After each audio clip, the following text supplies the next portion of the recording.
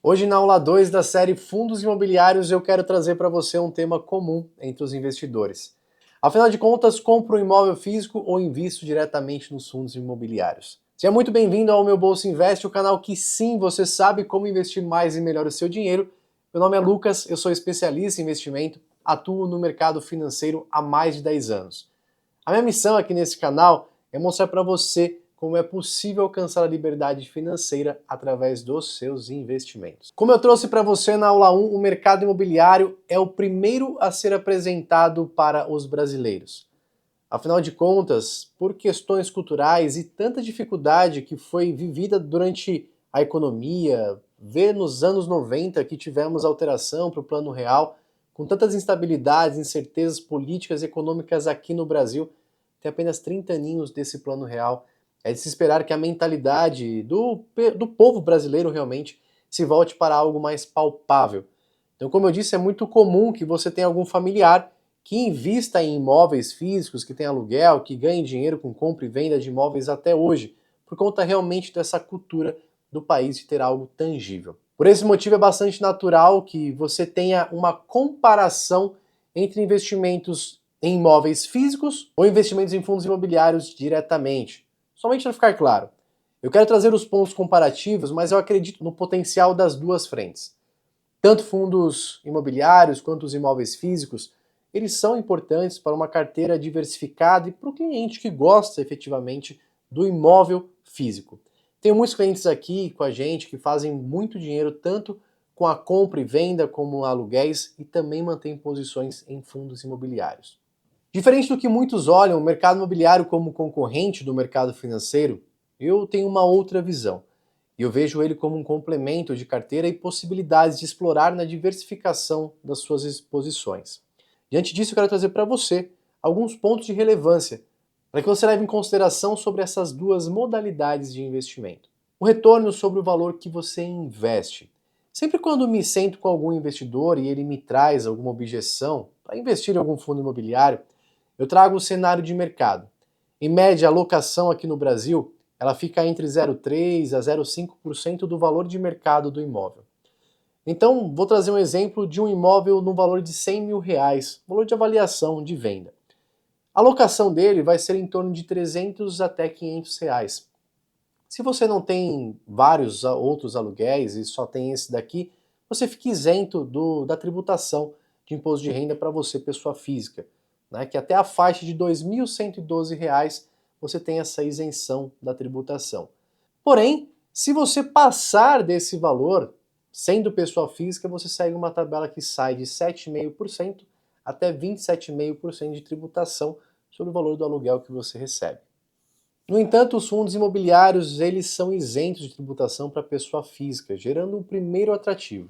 Sem falar que o percentual de retorno, em média, é maior do que o próprio mercado tradicional. Então, por mais que você passe de R$ 2.000, tenha ali mais de R$ 10.000 de rendimento nos fundos imobiliários, você não vai pagar sobre o rendimento do fundo, tá? Como exemplo, eu quero trazer o fundo imobiliário, o BCFF11. Ele é um fundo de fundos do BTG Pactual. Ele investe em outros fundos imobiliários e o retorno médio dele mensal está em 0,8%, ou seja, superior ao mercado tradicional, ao que eu trouxe no exemplo acima. Em comparação com o imóvel de 100 mil que eu trouxe, esse mesmo valor investido no BCFF11 pode trazer um retorno mensal médio de R$ 800, isento de tributação, todos os meses você recebendo e sem falar do valor da cota que você é dono de participação desse valor que colocaria. Esse fator superior se dá muito pelo cenário atual da isenção fiscal para você, pessoa física, e gera um atrativo no fundo imobiliário. Outro ponto que eu trago são os imóveis de alto padrão e valor agregado, que é um outro ponto que é um grande diferencial para os fundos imobiliários. E é importante para que você tenha a possibilidade de investir em imóveis de alto padrão e extremo valor agregado com um valor muito mais baixo. Sem ter a burocracia, a necessidade de você investir na aquisição, de imobilizar um capital alto para comprar um único bem. Ou seja, imobilizar, você tirar o dinheiro do bolso e comprar um investimento alto no imóvel físico. Quando você investe em um fundo imobiliário, geralmente você compra uma participação em bens de alto padrão com um bom desconto. Então, dificilmente você vai pagar exatamente o que seria equivalente ao valor desse imóvel a mercado. Então você tem um bom desconto nisso também. Uma outra possibilidade é o reinvestimento dos dividendos. Como eu já disse para você na aula 1, você não pode comprar um outro imóvel com aluguel recebido de um imóvel físico. Mas com o fundo imobiliário você pode reinvestir os dividendos que recebe mensalmente em novas cotas de fundos imobiliários, aumentando assim a sua participação e alcançando retornos muito mais altos no longo prazo. E aqui nesse momento eu quero falar para você sobre um segredo do fundo imobiliário, que eu chamo de Magic Numbers dos FIIs. O número mágico dos fundos imobiliários, ele é uma fábrica de impressão de dinheiro e vai te ajudar de uma maneira como se fosse uma renda extra para você potencializar os seus resultados. Eu vou utilizar no mesmo exemplo o fundo BCFF11, que eu trouxe aqui nesta aula. Hoje a cotação atual dele está em torno de R$ 8,26. E a última distribuição de rendimento foi de 0,0 centavos por cota. Ou seja, você pagou R$ 8,26, no próximo mês você já vai receber 0,07 centavos. Para que todos os meses o BCFF11 gere uma nova cota para que você não precise mais colocar dinheiro e ele mesmo produza a riqueza, ou seja, o valor exato para você comprar uma nova cota, eu vou simplesmente fazer um seguinte cálculo. Dividir o valor da cotação atual pelo rendimento distribuído do último mês. Então a cotação atual, R$ 8,26, dividido pelo 0,07 centavos. E voilá! Você vai ter exatamente o número de 118, que é a quantidade de cotas que você precisa ter para gerar o valor de uma cota no preço atual. Então se você multiplicar 118 vezes R$ 8,26, você terá o valor arredondado de R$ 975. Isso é o valor que você precisa ter aplicado para todos os meses você gerar uma cota nova, que você vai reinvestir e comprar uma nova cota desse fundo, no exemplo BCFF11. Como você viu, com pouco dinheiro é possível adquirir participações em vários projetos diferentes, o que seria totalmente inviável no investimento direto em imóveis, independente da quantidade de dinheiro que você tenha. Outro ponto em comparação do fundo imobiliário e do imóvel físico é a questão da liquidez. É muito provável que você já ouviu alguma história ou já passou por isso de alguém que demorou para vender o seu imóvel físico, que precisava vender e acabou colocando um valor bem abaixo do mercado para conseguir queimar ele e ter essa venda concretizada. Os fundos imobiliários, por serem negociados com o seu código, o ticker, lá na Bolsa de Valores, possuem uma liquidez bem maior em comparação ao mercado tradicional.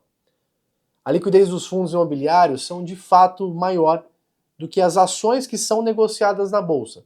Mas o fato é que os fundos imobiliários, ou os FIIs, são muito mais líquidos do que os próprios imóveis físicos, que podem, como eu falei, demorar meses, em alguns casos depende de valor, depende de tamanho, depende da localidade, até mesmo anos para vender.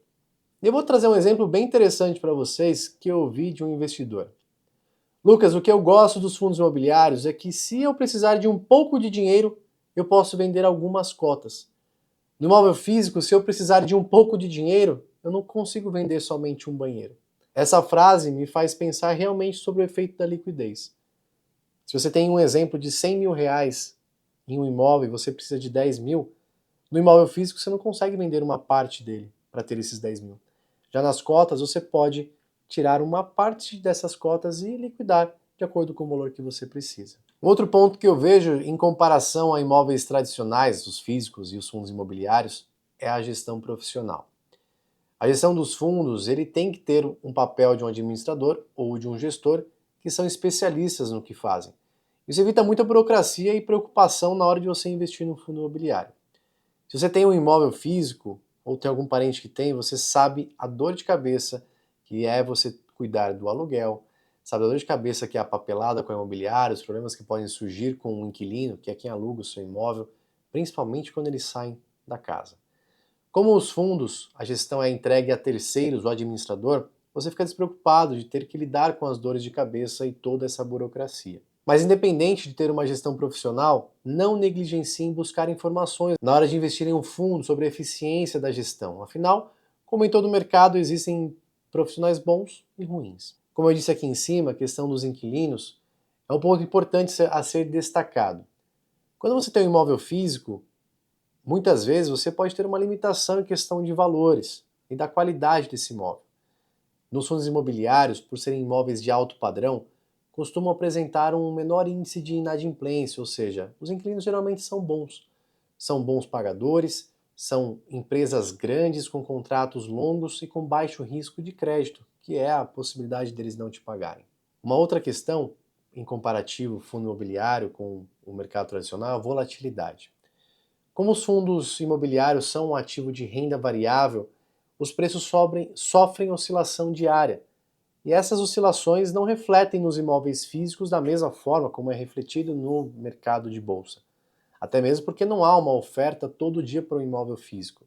Dessa forma, o investidor não percebe suas possíveis oscilações dentro do imóvel tradicional.